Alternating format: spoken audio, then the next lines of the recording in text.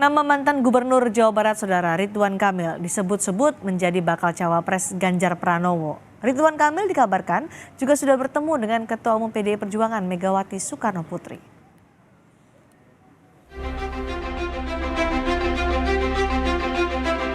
Nama mantan Gubernur Jawa Barat yang juga Wakil Ketua Umum Partai Golkar, Ridwan Kamil, santer disebut-sebut masuk bursa bacawa pres Ganjar Pranowo.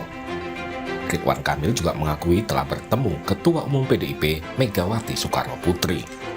Menurut Ridwan Kamil, pertemuan dengan Mega membahas pembangunan Monumen Bung Karno di Bandung.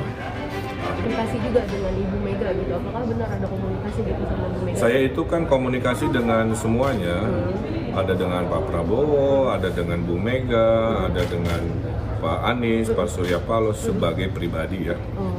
Bahwa dalam komunikasi itu ada hal-hal politik, tidak semuanya begitu.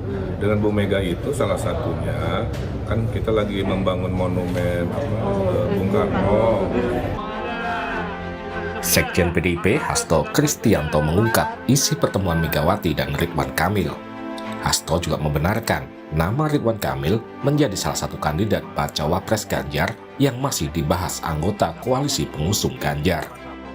Ya, pertemuan dilakukan sebenarnya secara tertutup